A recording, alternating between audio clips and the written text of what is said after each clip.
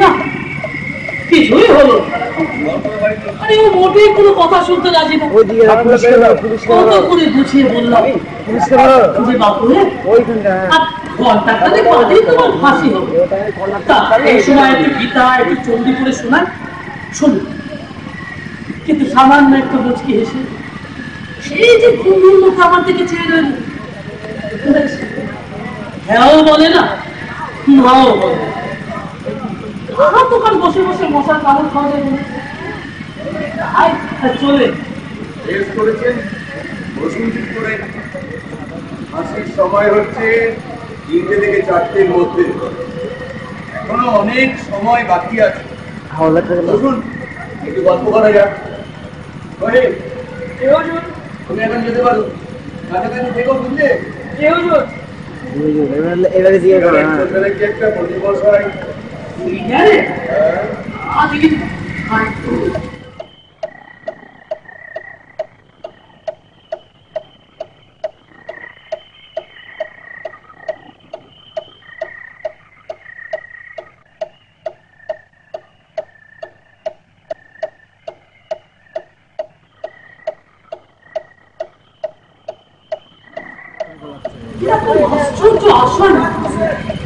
আমি জীবনে দেখি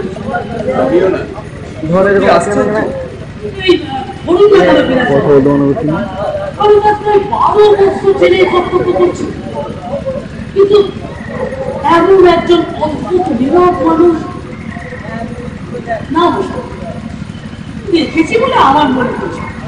তবে ওই অনেকদিন আগে আলু তাহার নামে একজন আসামি তাকেও দেখেছি এমনি সে ফাঁসির রাত্রিতে এমন কাঁদতে শুরু করলো, তাকে কান্না থামলো, একেবারে ফাঁসি হয়ে যাবে। আমি কিন্তু অলক করে বলতে পারি কৌশিক ওর আসল নাম নয়, আসল নামটা ও গোপন করে গেছে। হতে পারে নয়, তাই এত যে চেষ্টা করা হলো কোর্টের বাইরে আগাগোড়া নির্বিকার মুখে বলে গেল আমার নাম কৌশিক গুপ্ত, অন্য কোনো নাম এমনকি আমার ডাকনাম পর্যন্ত নেই। ব্যবহার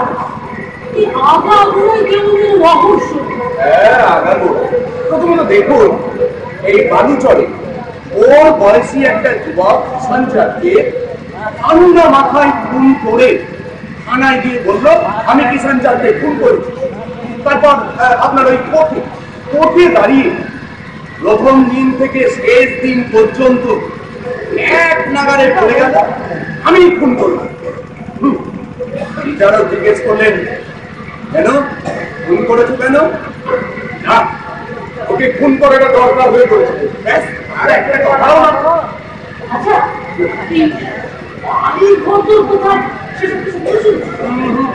কিচ্ছু না, তাই আমি ভেবেছি পণ্ডিত মশাই আজ একবার শেষ চেষ্টা করে দেখবো। আজ ওকে ঘরে ডেকে এনে আপনি আর আমি দুজনে মিলে একবার চেষ্টা করবো ওর সত্যিকারের পরিচয়টা জেনে নেবার। কিন্তু কেন বলুন তো পরিচয়টা গোপন করছি কেন? হ্যাঁ, আমার মনে হয় ও কাউকে বাঁচাতে চাইছে, হয়তো কোনো পরিবার, নয়তো কোনো আত্মীয় কিংবা কোনো মেয়েকে। বারবার বলছে আমার সংসারে কেউ নেই। 26-27 বছর বয়সের যুবকের সংসারে কেউ নেই, কথা ভাবতে কেমন অবাক লাগে। সত্যিই তাই। অথচ দেখুন ওর চেহারা মোটেও ওই ছোট লোক বা গুন্ডাদের মতো নয়। ভদ্র পরিচ্ছন্ন চেহারা। না, এই কাজ করতে আর ভালো লাগছে না। বুঝলেন পণ্ডিত মশাই, আজ প্রায় 7 মাস হলো ওখানে আছে। প্রায় প্রত্যেক দিনই ওর সঙ্গে আমার দেখা হচ্ছে, আর রোজই আমার মনে হয়েছে কিষান চাঁদকে খুন করার পেছনে এমন কোন ঘটনা বা কাহিনী লুকিয়ে আছে যেটা বিচারক জানতে পারলে হয়তো মৃত্যুদণ্ড দিত না। অথচ কোর্টে দাঁড়িয়ে আত্মপক্ষ সমর্থন তো করলোই না, উপরন্ত বলে গেল আমি খুন করেছি কিষান চাঁদকে। বিচার করে যে দণ্ড হয় তা দিন। ছেলেটা কিন্তু হতভাগ্য। মা বাপ নিয়ে ঠিকই আসলে এমন হতো। আমার সঙ্গে তো ভালো করে কথাই বললো না। শুধু আপনার সঙ্গে পণ্ডিত মশাই, সকলের সঙ্গে ওর এরকম ব্যবহার, কারোর সঙ্গে কথাই বলতে চাই। তারপর একটা মজার ব্যাপার দেখুন,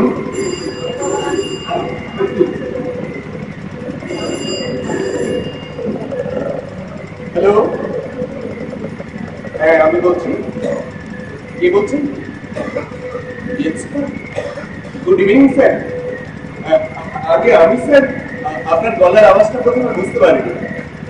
আমি কৌশিক গুপ্ত। হ্যাঁ স্যার, ঠিক আছে, সব ঠিক আছে স্যার। আগে হ্যাঁ, রাত 3টে থেকে 4টের মধ্যে ফাঁসি হয়ে যাবে। বেগের পার্টি স্যার। ফাঁসির ব্যবস্থা টেস্ট করা? আগে হ্যাঁ, আমি সব টেস্ট করে রেখেছি। হ্যাঁ স্যার, হ্যাঁ স্যার। স্যার না স্যার, কোনো কেলেঙ্কারি হবে না। আগে হ্যাঁ, আপনি ডাক্তার মিত্র উনি 3:15-র মধ্যে আসবেন বলেছেন। আগে হ্যাঁ, আগে হ্যাঁ স্যার। আমি তো স্যার জানি আপনি এইসব নিয়ে কত ভাবেন। হ্যাঁ হ্যাঁ, thank you sir. Good night sir. না স্যার, না স্যার, গুড মর্নিংটা বিলেতি মতে, আমাদের ওই সূর্যোদয় পর্যন্তই নয়। হ্যাঁ স্যার, আচ্ছা হ্যাঁ রাখছি, আপনি একদম চিন্তা করবেন না। জেল সুপার ফোন করে খবর নিয়েছিলেন ফাঁসির দড়িধরাগুলো সব টেস্ট করা হয়েছে কিনা। ও হ্যাঁ, যে কথা বলছিলাম, কলকাতার এক পাবলিশার কৌশিককে তার জীবন কাহিনী লেখার জন্য অনুরোধ জানায়। আর কৌশিক তো সেটা শুনে তৎক্ষণাৎ রাজিও হয়ে গেল। তারপর 3 মাস 3.5 মাস খেতে, হ্যাঁ সেই মাসখানেক আগে, মাসখানেক থেকে টাকা ভর্তি খাম এই সিলমোহর করা অবস্থায় আমার কাছে পড়ে রয়েছে। আরে রোজই বলছি যে বাবা এই টাকাগুলোর কি হবে বলে দাও, আমি তো আর এটা আমার নিজের কাছে রাখতে পারি না। বলে আর একটু ভাবি, ঠিক সময় বলবো। দেখি আজ একবার চেষ্টা করে, নাহলে কবে বলবে। দেখুন অন্য কিছু না, আমার মনে হচ্ছে যদি ওর সংসারে কেউ কোথাও রাজত্ব থাকে তবে তো ঝামেলা চুকেই গেল। কিন্তু যদি ওর সংসারে কেউ কোথাও থাকে, আর আমি নিশ্চিত যে ওর সংসারে কেউ আছে, তাহলে তো সারা জীবনে ওর কোনো খোঁজই পাবে না। আচ্ছা তা জানো এই বিচার আরম্ভের পর কাগজে ছবি তো সবাই তো বেরিয়েছে, তাহলে যারা চিন্তা তারা কেউ চিনতে পারবে না। সেগুলোই বালি পণ্ডিত মশাই, সেগুলোই বালি। শ্রীমান কৌশিক বলেন 16 বছর বয়সে বাড়ি থেকে পালিয়েছে, আর ফেরেনি। তাছাড়া ওর আবার সংসারে নাকি কেউ নেই। এবার বুঝতে পারছেন তো, এই 10 বছরের মধ্যে ওর চেহারার এমন কিছু পরিবর্তন হয়েছে যেটা থেকে ওর পরিবর্তন তুমি চিনতে পারছে না। না, কথায় অনেক সময় নষ্ট হয়ে গেল। আর না, এই কে আছো? হ্যাঁ, কৌশিককে একবার এই ঘরে পাঠিয়ে দাও। এই ঘরে? হ্যাঁ, এই ঘরে। জি হুজুর। একটা একটা বেআইনি কাজ হচ্ছে কৌশিককে এই ঘরে আনাতে। আইন আমাকে ক্ষমা করবে যদি আমি কৌশিকের সত্যিকারের নাম জানতে পারি। বাংলাদেশ থেকে এমনকি পূর্ব পাকিস্তান থেকে হাজার হাজার চিঠি আসছে আমাদের, সকলেরই একই অনুরোধ, আসামি সম্পর্কে তোকে ঘরে রেখে পাঠাচ্ছি। যদি সহানুভূতির ছোঁয়া লেগে এই রাত সময় যদি সংগ্রাম করে টেলিফোনটা বেজে ওঠে, তার ভালো লাগে বলুন তো? হ্যালো, হ্যাঁ স্যার, গুড নাইট স্যার। আপনি কোনো ঘুমাতে যাননি স্যার? আপনি তরুণী কেন স্যার? তরুণী কি করবে? হ্যাঁ, দেখা করবে কৌশিকের সঙ্গে। আগে আগে হ্যাঁ স্যার। না স্যার, আমি আর কি বলবো, আপনি যখন ওর সঙ্গে 2 ঘন্টা কথা বলে কনভিন্স হয়েছেন। আগে হ্যাঁ স্যার, হ্যাঁ আমরা রেডি হয়ে অপেক্ষা করবো। হ্যাঁ স্যার, হ্যাঁ sir. Good night sir, good night. Mahadev, Mahadev, শোনো, একটা মেয়ে আসছে, প্রিন্সিপালটাকে পাঠাচ্ছেন। তুমি ভালো করে ওকে সার্চ করে পাশের ঘরে অপেক্ষা করবে, আমি ডাকলে তবে আসবো। শিলিগুড়ি থেকে একটা মেয়ে আসছে। হ্যাঁ, মেয়েটি দাবি করছে কৌশিক তার 10 বছর আগে নিরুদ্দেশিত বড় ভাই। তো দেরি করে এলো কেন? এই কৌশিকের কেসটা প্রায় 6-7 মাস ধরে চলছে। হ্যাঁ, সেটাই তো জানতে হবে। তবে আমার মনে হয় হয়তো অনেক দেরিতে খবর পেয়েছে। সত্যি যদি মেয়েটি ওর বোন হয়, তাহলে বাছা ধরে আর চালাকি চলবে না। 10 বছর পরে বোনকে দেখে ওর চোখে মুখে যে ভঙ্গি ফুটে উঠবে সেটা দেখে, আরে কৌশিক, এসো এসো এসো। হ্যাঁ, তুমি যেতে পারো। ও বসে থেকো, কেমন? বসো বসো, হ্যাঁ বসো বসো।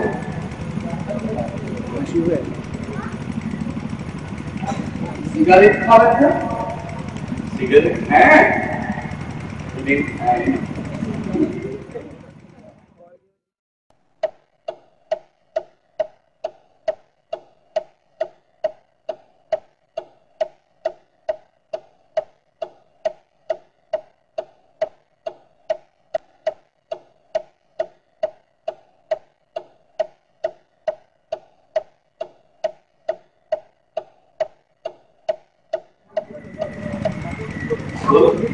না, বলা বলির জন্য তোমাকে এখানে ডেকে পারবো। তবে আর কি, আমি ভাবলাম ওই ছোট্ট সেলের মধ্যে বাকি সময়টুকু কাটিয়ে দিলাম। তাছাড়া এই ঘরটা অনেক বড় আছে, আলো হাওয়া আছে, একটু গল্প করা যায়। ধন্যবাদ, অনেক ধন্যবাদ।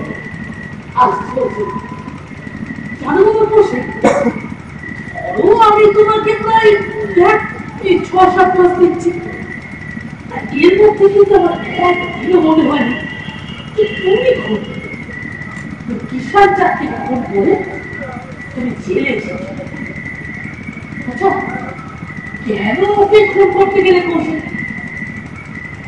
কেন গেলাম? সত্যি এই প্রশ্নটা কিন্তু আমারও মনে হচ্ছে। তোমার মতো একটা শিক্ষিত ছেলে। আমি শিক্ষিত লোক, লেখাপড়ায় জানি না, আমি শিক্ষার সুযোগ পাই। আচ্ছা বেশ বেশ, কিন্তু কিষানকে কেন খুন করলে? খুন করবার দরকার ছিল বলে, ওর বেঁচে থাকার কোনো অধিকারই ছিল না, তাই নির্মম ভাবে খুন করেছিল। আমি নিয়েছিলাম ওর বিচারের হার, বিচার করেই মৃত্যু দণ্ড। বুঝতে পারছি আপনারা মনে মনে ছটফট করছেন, কাহিনীটা শুনতাম। বেশ, যে কথা আমি বিচারককে বলিনি আজ বলছি।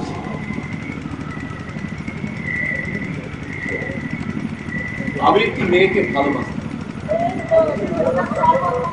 ঈশান ছিল আমার বড় বন্ধু।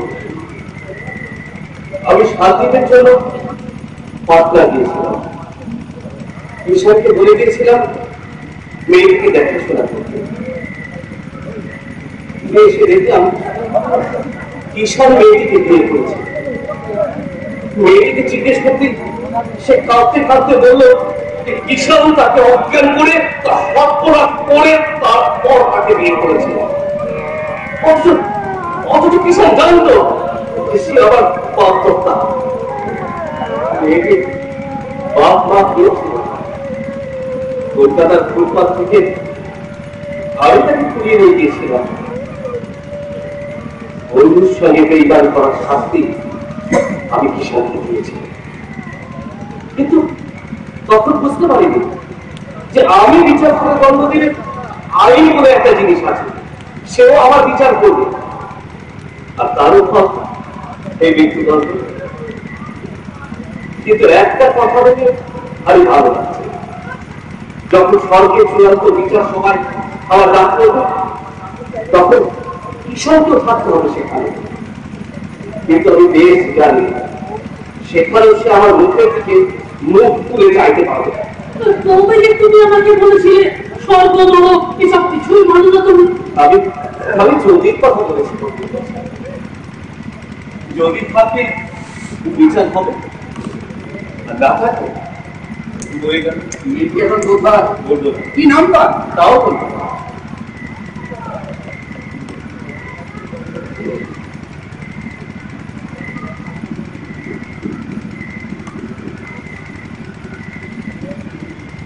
বলুন স্যার, আর কি জবাব দেবো? দেখো বলছি, আমি এক্ষুনি পণ্ডিত মশাইয়ের সঙ্গে কথা বলছিলাম। তোমার সত্যিকারের পরিচয় জানার জন্য সারা দেশ থেকে, বাংলাদেশ, পাকিস্তান থেকে হাজার হাজার চিঠি এসেছে আমাদের কাছে। যদি তুমি দয়া করে তাদের জানিয়ে দিন, তারা যাতে খুঁজছেন আমি সে লোক। একটা পরিচয় তো আছে, ওই যে নাম কৌশিক পুত্র, পিতার নাম ঈশ্বর পুত্র, বাড়ি ছিল বাঁকুড়া জেলার এক দণ্ডগ্রাম। গ্রামের নাম কেষ্টপুর কি বিষ্ণুপুর ঠিক বলে। 16 বছর বয়সে বাড়ি থেকে পালিয়ে যায় মা তার আগে। এইসব তুমি কেউ বলেছ? আবার জানতে চাইলেন তাই বললাম না। আমি জানতে চাই তোমার সত্যিকারের পরিচয়। মনে করো তোমার মা তোমার জন্য দিন রাত করছে, কে আছে তাহলে? বাবা ছিলেন যে কোনো ভাবেই হোক তাকে মোটামুটি কনভিন্স করিয়ে স্পেশাল পারমিশন করিয়েছে। কাজেই বাকি সময়টুকুর মধ্যে শান্তি পাওয়ার কোনো প্রশ্নই উঠতে পারে না। শান্তি পাওয়া যাবে একেবারে মেয়েটি কোথা থেকে এসেছে তুমি আন্দাজ করতে পারো? 34 জানা থাকলে আন্দাজ কেন স্যার বলেই দিতে পারতাম। মেয়েটি এসেছে শিলিগুড়ি থেকে, যেখানে তোমার বাড়ি। বাঁকুড়া জেলায় শিলিগুড়ি করে তো কোনো প্রবলেম। আরে বাঁকুড়া জেলায় থাকবে কেন? শিলিগুড়িতেই আছে। মনে করো তোমার মা, তোমার আপন মা ছেলেবেলায় মারা গেছেন স্যার। আচ্ছা আচ্ছা বলছি, তুমি কেন বলছো না তোমার শিলিগুড়িতেই বাড়ি? মেয়েটি কি শিলিগুড়ি থেকে এত দূর এসেছে শুধু আমার সঙ্গে দেখা করার জন্য? হ্যাঁ,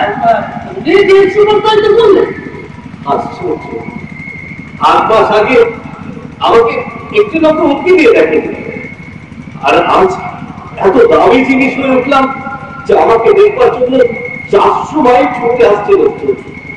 কৌশিক, ওই মেয়েটির সঙ্গে দেখা করতে তোমার হয়তো প্রকৃত লাগবে না, কিন্তু যদি দেখা না করো তাহলে এই যে একটা মেয়ে এতটা পথ আশা নিরাশা আর উৎকণ্ঠা ধোলায় করতে করতে ছুটে আসছে। কিন্তু কোথায় কথা বলবো তার সঙ্গে? এখানে? হ্যাঁ। না না স্যার, আপনার চিন্তার কোনো কারণ নেই। মেয়েটি সম্পর্কে আমার বিন্দুমাত্র কৌতূহল নেই। হয়তো ভুল ঠিকানা পাওয়া কোনো গরিব আহম্মদ নেই, হয়তো পকেটের মধ্যে ভারত সরকারকে আমি কথা বলা। আমার মতো খুনির জন্য যে পুরস্কার ধার্য হয়েছে আমি তো হাসি মুখে গলা পেতেই নেব। বেশ, মেয়েটির সঙ্গে একটা কথা বলতে আমি তোমাকে এখানে অনুমতি দেব। কৌশিক, এর আগে জেলের মধ্যে এরকম ঘটনা ঘটেনি, তবু আমি তোমার আত্মসম্মানের উপর নির্ভর করে আমি তোমাকে অনুমতি দেব। ভালো, এই কাজটা কি ঠিক হবে? অনেক বসায় আপনার উপর শ্রদ্ধাটা ক্রমশ কঠিন হয়ে পড়ছে। আপনি কি বলে থাকেন যে আমি একজন খুনের আসামি বলে এতই ভিন্ন চরিত্রে যে মেয়েটিকে একলা পেয়ে এমন কিছু করবো যাতে যে সুপারে আপনার বিরাজ বাবুর, মেয়েটির এবং আমার মার মর্যাদা, বিশ্বাস সব নষ্ট হবে। মানুষকে যখন দেখবেন তখন চুরি, খুন, ডাকাতি ইত্যাদি সাময়িক অপরাধগুলো দিয়ে বিচার না করে মানুষ ভগবানের অপূর্ব সৃষ্টি মানুষগুলি দেখবেন, দেখবেন তাকে জীবনে কোনোদিন ঠকবেন না। খুব চমৎকার কথা বলছো, অথচ তুমি লেখাপড়া জানো না।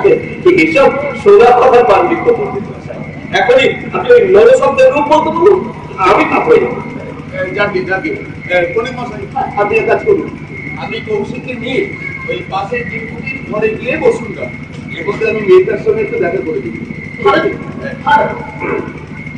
চলো হে কৌশিক,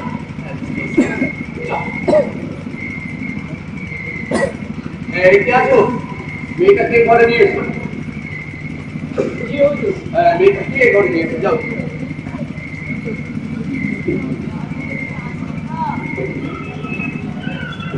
তুমি এবার যেতে পারো, ওপাশে থেকো। এসো এসো,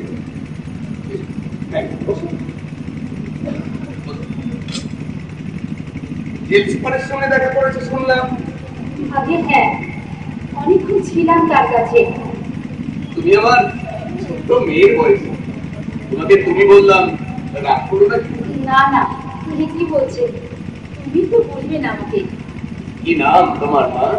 আমার নাম রঞ্জনা মজুমদার। মজুমদার? হ্যাঁ, আচ্ছা, তুমি কৌশিকের সঙ্গে দেখা করতে চাও না?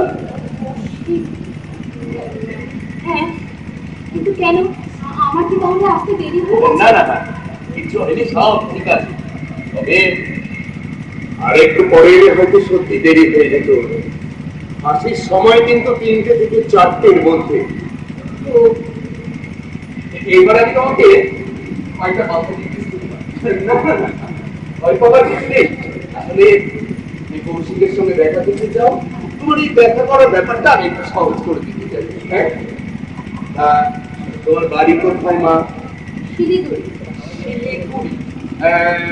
প্রপার শিলিগুড়ি না, খঞ্জনা গ্রামে। খঞ্জনা গ্রামে। তোমার বাবা মা? বাবা নেই আমার, মা আছেন। গাড়িতে এখন শুধু মা আর আমি। তো তোমার মা না এসে তোমাকে পাঠালেন? মায়ের অসুখ, তিনি বিছানায় পড়ে আছেন। আচ্ছা, তোমরা কত ভাই বোন মা? এক ভাই এক বোন। সেজন্যই আমরা ছেলেবেলায় দুজনে দুজনকে খুব ভালোবাসতাম। কিন্তু কৌশিক তোমার থেকে অনেক বড় ছিল বুঝি? আগে হ্যাঁ, কেন? গ্রামে থাকলে কিছু হবে না, শহরে গিয়ে ভালো কাজকর্ম শিখে টাকা রোজগার করে মাকে পাঠাবে, সেই জন্যই। আচ্ছা মা, এই শেষ কবে কৌশিকের সঙ্গে তোমার দেখা হচ্ছে? 5 বছর আগে। এতদিন? আচ্ছা, তোমার এখন বয়স কত মা? 18তে পড়েছি। আচ্ছা, এতদিন পরে তোমার সঙ্গে দেখা হবে কৌশিকের, তুমি তাকে চিনবে কেমন করে মা? দেখুন স্যার, আমি সেই কথাও ভেবেছি, ভয় হচ্ছে আমি চিনতে পারবো না। কিন্তু এতদিন কি করছিলে মা? তাই 7 মাস হলো কৌশিকের কেস শুরু হয়েছে, কাগজপত্রে সমস্ত ছবিও বেরিয়েছে। না না, আমরা কোনো খবর পাইনি। গেল সোমবারে মা একটা ছেঁড়া কাগজের টুকরোতে দাদার ছবি আর নামটার কথা বলেন। যদিও দাদার সঙ্গে সে ছবির কোনো মিল ছিল না, তবু মা আমাকে বললেন তুই একটা বহন করে যা, তুই জেনে আয় কি সত্যি মিঠু না আর কেউ। মিঠু তোমার দাদার কাকিমা বুঝি? হ্যাঁ। আচ্ছা, তবু তোমার মায়ের ভালো করতেন, যদিও তোমার দাদা হয় আর তুমি যদি ওকে চিনতে না পারো। চেষ্টা করবো, খুব চেষ্টা করবো। হ্যাঁ তা করো, তবে আমার একটা ভয় হচ্ছে ও তোমার দাদা নয়। যদি দাদা হয় তাহলে আমার মনে হচ্ছে ও তোমাকে চেনা দেবে না। এর মধ্যে এমন কোন ঘটনা লুকিয়ে আছে যে জন্য তোর সঙ্গে কথা বলবো আমি, প্রশ্ন করবো আমি। আমাদের দুই ভাই বোনে ছেলেবেলার এমন কতগুলো ঘটনা আছে যা ও আর আমি ছাড়া আর কেউ জানে না। সেসব কথা জিজ্ঞেস করে আমি ওর মুখে ভাব লক্ষ্য করবো, তাহলেই ধরা পড়বে। আর তাছাড়া দাদা রবীন্দ্রনাথ আবৃত্তি করতো দিন রাত। রবীন্দ্রনাথের লেখা এত ভালোবাসতো যে গায়ের লোককে রবি পাগলা করতো।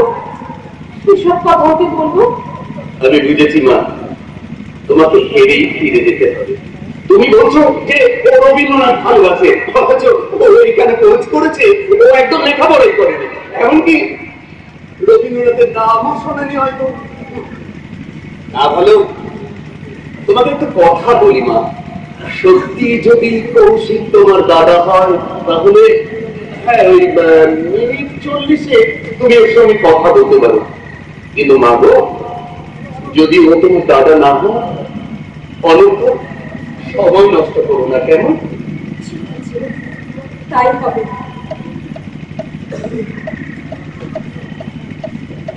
এমন ভয় করছে আমার। কেন?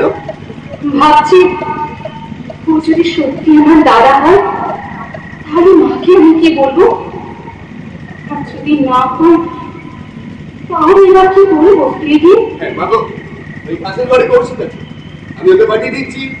রাই উল্লাস মাইটার, এই কে আছো? কৌশিককে এবারে পাঠিয়ে তুমি পাশের ঘরে থাকবে, বুঝলে? ওরা একটু একলা কথা বলবে। যাও।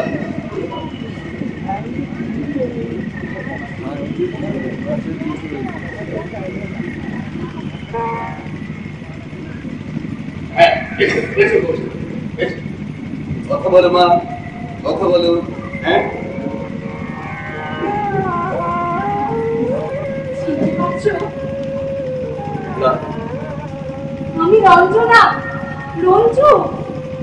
না বলো, কিন্তু আমি তো আপনাকে আপনি নয়, আমাকে তুমি বলো। না, আমি চিনতে পারছি না। তোমার নাম কি? আমার নাম কৌশিক দত্ত। তুমি ঠিক জানো ওইটাই তোমার নাম? নিশ্চয়ই জানি। জীবনের শেষ মুহূর্তে দাঁড়িয়ে মিথ্যে কথাই বা কেন বলবো? ও আচ্ছা, অঞ্জনা গ্রামে যাওনি কখনো তুমি?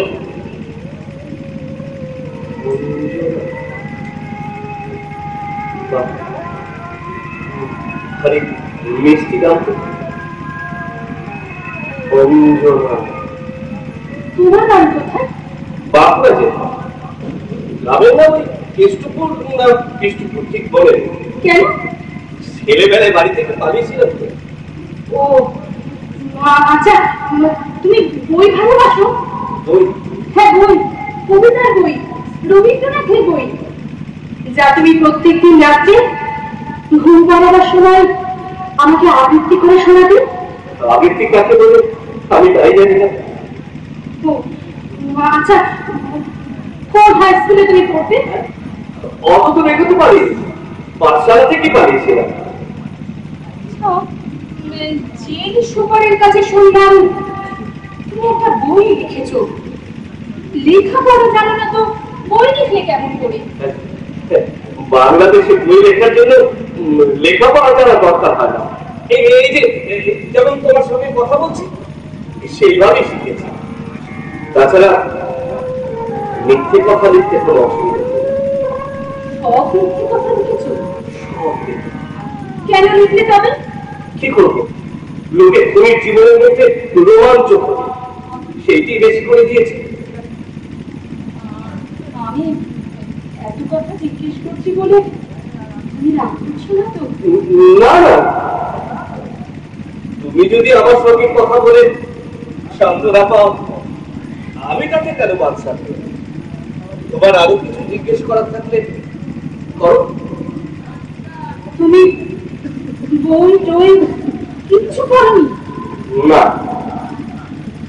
তোমার সঙ্গে মিঠুদার কোনো আদর নেই এই কথা আমি বলবো না, আদর নিশ্চয়ই আছে, কিন্তু আমি করতে পারছি না। মিঠু বুঝি তোমার দাদা ডাকতাম? হ্যাঁ। আচ্ছা আচ্ছা, রবীন্দ্রনাথের কোনো কবিতা তোমার মুখস্থ আছে? না। আমি কয়েকটা লাইন বলি, দেখো তো তার পরের লাইনগুলো তোমার মনে পড়ে কিনা। কৃষ্ণ বলি আমি তারেন বলি, কালো দাড়ি বাড়ি গায়ে এলো, মেঘলা দিনে দেখেছিলেন মাকে, কালো মেঘ কালো হরিণ চোখ, ঘোমটা মাথায় ছিল না তার মোটে, মুক্ত বেরি পিঠের পরে লোটে। বলো তারপর কি? বলো বলো না। বলেছি তো আমি আবৃত্তি করতে জানি না। তাহলে তুমি আমার নিকটে দাও, আমার নিকটে যদি হতে তাহলে তুমি বলে উঠতে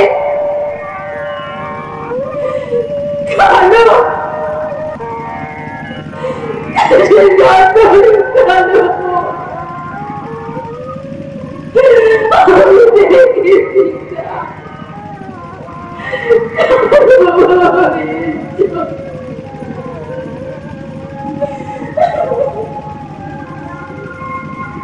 তুমি তুমি চলে যাচ্ছ?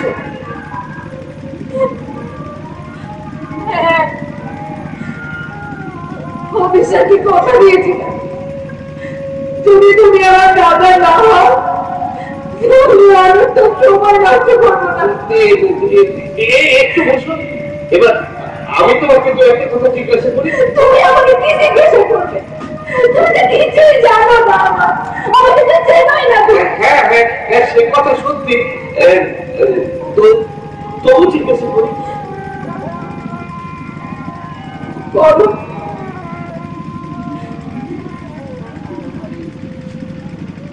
আমি কথা বলবো আর আমার দিকে তাকে ওই ফাঁসি কাট না, তা হয়।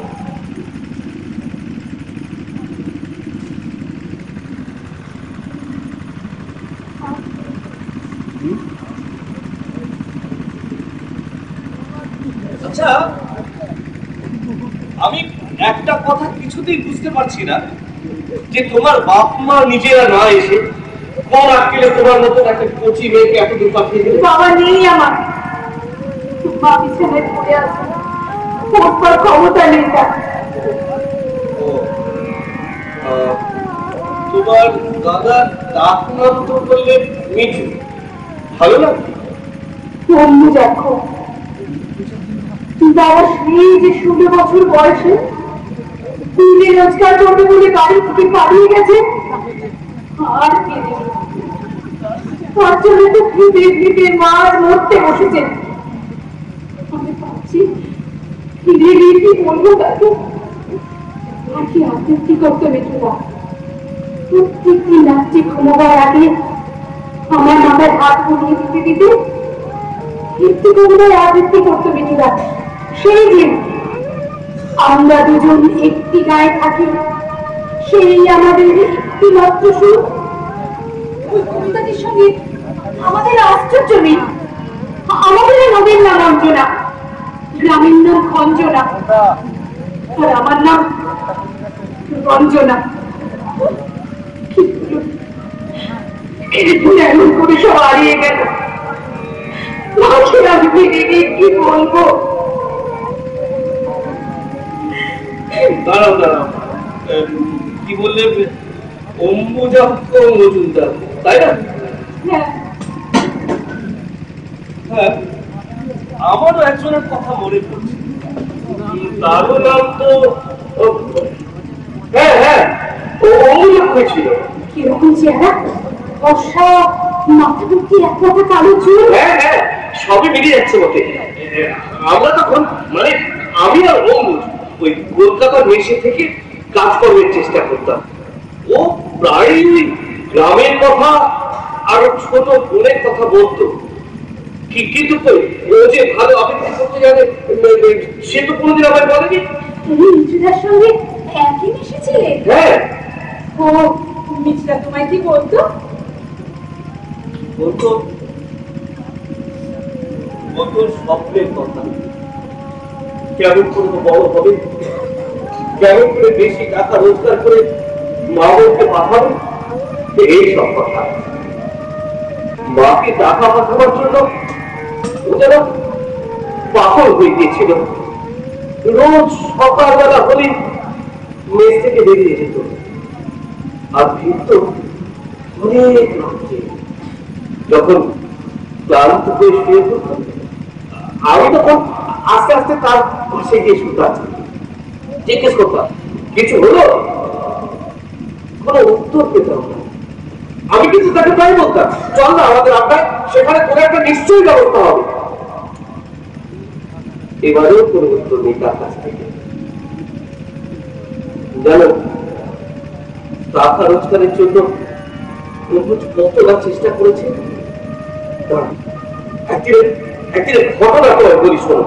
এই কলকাতার কলেজ স্ট্রিটের বলে খুব হইচই, লোকজন চেঁচাচ্ছে পকেট মার পকেট মার, অবুজ ধরা পড়ছে পকেট মার থেকে। না না, কখন না, আমার মিঠুদা পকেট মারতেই পারে না। নিশ্চয়ই পারে না, তোমার মিঠুদা পকেট মারতেই পারে না। আমি জানি অম্বুজ কখনোই পকেট মারতে পারে না, কিন্তু ওই শহরের লোক তাকেই দোষী সাব্যস্ত করে পুলিশের হাতে ধরিয়ে দেবে।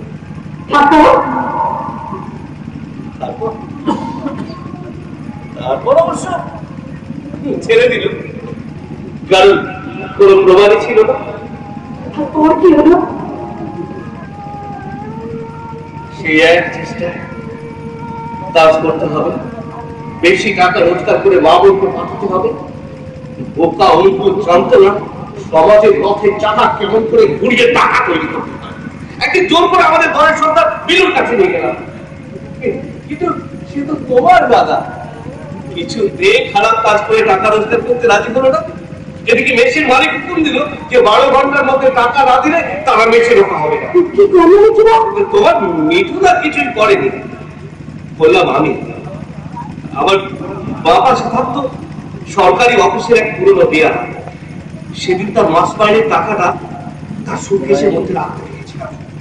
সেই টাকা তার অবর্তমানে বাক্স ভেঙে মেশিন মালিকের হাতে দিয়েছিলাম আর বলেছিলাম দয়া করে আমাদের কিছুদিন থাকতে দিন, আমরা নিশ্চয়ই একটা কাজের জোগাড় করে দেবো। তুমি বলেছিলে?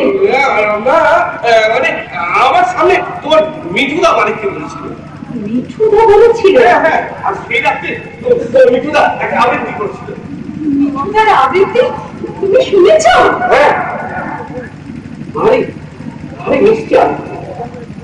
এমন আবৃত্তি আমি আর কখনো শুনিনি। আমাকেও দু একটা শিখিয়ে দিয়েছিল, দুজনে একসঙ্গে আবৃত্তি করতাম। কোন কোন কবিতা শিখিয়েছিল তোমাকে? দু চারটে, কিন্তু আমরা দুজন একটা গায়ে কি বললে না, ওইটা শেখাই। যেগুলো শিখেছো তার থেকে একটা বলো। বলো না। দুঃখেরে দেখেছি নৃত্য, পাপেরে দেখেছি নানা ছলে, অশান্তির ঘুরবে দেখি জীবনের স্রোতে পদে পদে। মৃত্যু করে লোকচুরি সমস্ত পৃথিবী জুড়ে, ভেসে যায় তারা সরে যায়, জীবনে চলে যায় ক্ষণিক বিদ্রুপ। আর দেখো তাহাদের অপ্রমেয় বিরাট স্বরূপ। তারপরে দাঁড়াও সম্মুখে অনকম্পিত মুখে, ধরে যাবে পরিভয় এ সংসারে প্রতিদিন তোরে করিয়াছি জয়। তোর যে আমি সত্য এ বিশ্বাসে প্রাণ দিব দেখ, শান্তি সত্য, শিব সত্য, সত্য সেই চিরন্তন এক। তোমরা ধরে যে করে মিঠুদার মতো মিঠুদা যেমন করে তুমি আবার বলছো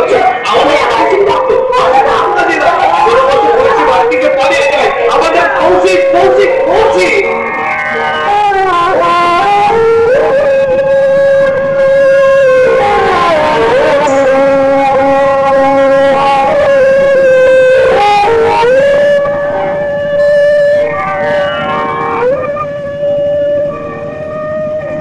বল, সেখান থেকে সে কোথায় গেছে আমাকে বল। ওই একটা যুগে আমরা সেদিন গঙ্গায় স্নান করতে গেছি।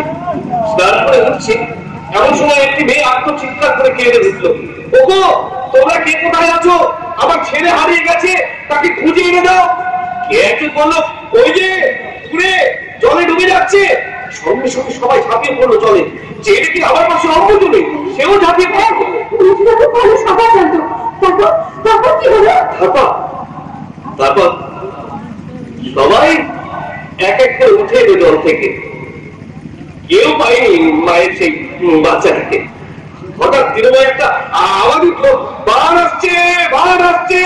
সঙ্গে সঙ্গে ভয়ে সবাই চলছে উঠতে পড়লো। দূরে তখন বান দেখা যাচ্ছে। এমন সময় জলের উপর থেকে একটা শব্দ ভেসে এলো, এই যে দিন আপনার ছেলে।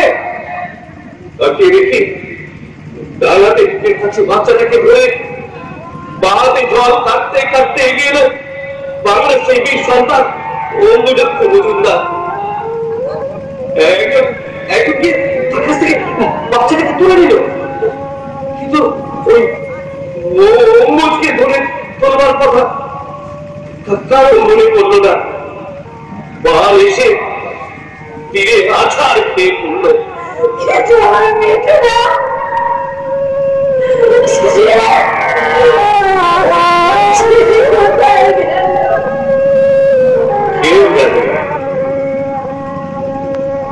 সেটা তো বড় লোক ছিল না, সে তো মঠ মন্দির এইসব তৈরি করেনি।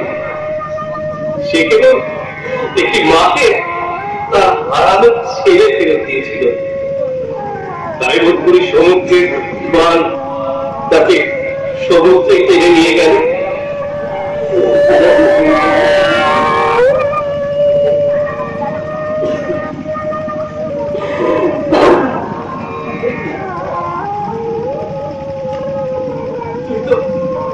ভীষণ বোকা আমি। এত বড় বীর যার ভাই, সে কখনো ওপরে কাঁদতে পারে না? তার কাঁদা উচিত। রঞ্জনা, রঞ্জনা, তোমার গর্ব হচ্ছে না মেয়েটার জন্য?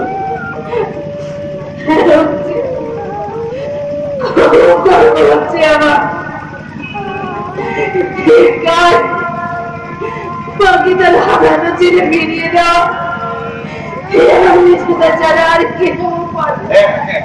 তবে তবে এই ধরনের রোগে ভুগে বিছানায় পড়ে থেকে কিভাবে আমার মতো মানুষ খুন করে আসলে মিঠু মারা যাবে, তাহলে তো ওনার কি করতে আমি জানি না। আমি কিন্তু মিঠুকে ঘৃণা করতাম, কিন্তু সে যা করে যেভাবে আমাদের সকলের কাছ থেকে বিদায় নিয়ে গেছে, তাতে আমাদের সকলের মুখ উজ্জ্বল হয়েছে। এরপর তুমি যখন ফিরে গিয়ে মার কাছে তার কথা বলতে দেখে বলতে বলতে তোমার মুখ একসঙ্গে চলে গেছে। আমিও এক্ষুনি যাবো। এই সময় প্রিয় বন্ধুর নামে শুধু শুধু মিথ্যে কথা বলে কি লাভ হবে গো?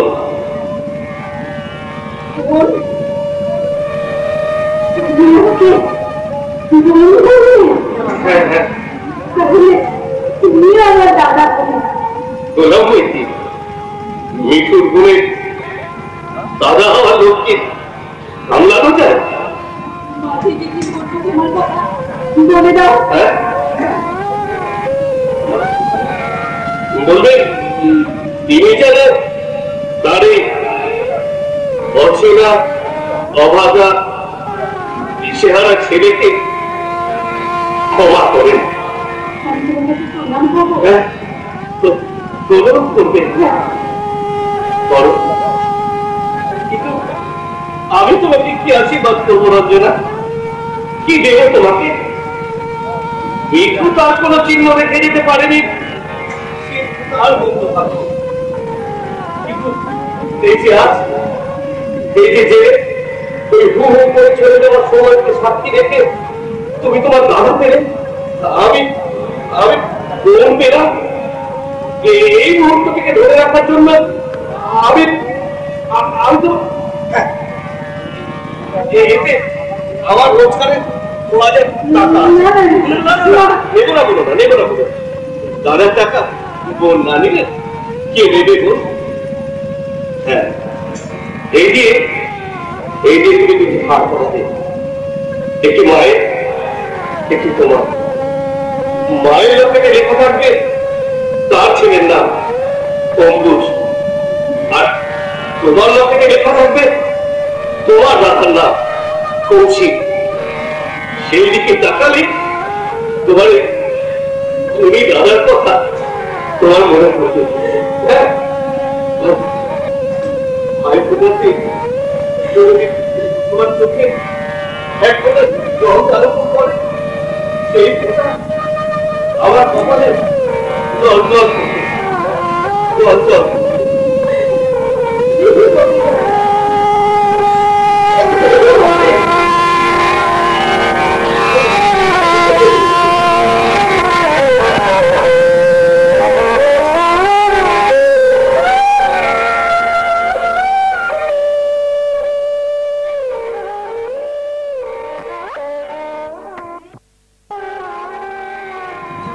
আমাদের এই গ্রামের নাম অঞ্জনা,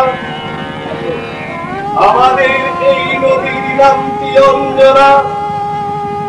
আমার নাম তো জানে গায়ের 5 জনে, আমাদের সেই তাহার নামটি রঞ্জনা। আমরা দুজন একটি গায়ে থাকি, সেই আমাদের একটি মাত্র সুখ।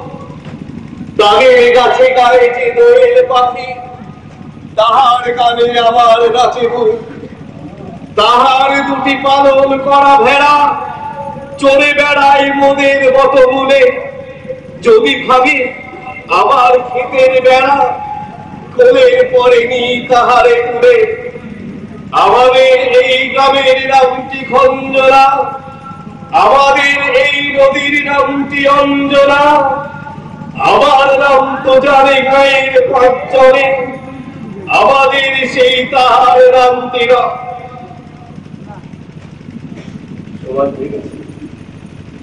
বেশ।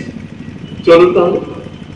দাদা কৌশিক, তুমি ভগবানের নাম শুনলে চলে ওঠো, কিন্তু দাদা এই সময় একটু গীতা করতে হবে। আমি গান থেকে তুমি শুনলে বেশ, বলে যান। না যেতে বিয়াতে দুই কি পাড়ায় বড়ই কাছাকাছি, মাঝে শুধু একটি মাঠের ভাব। আজ নিত্যম তাদের মনের ধারে বনবাসী, ওদের মনে মাঝে বন্ধুর চাপ।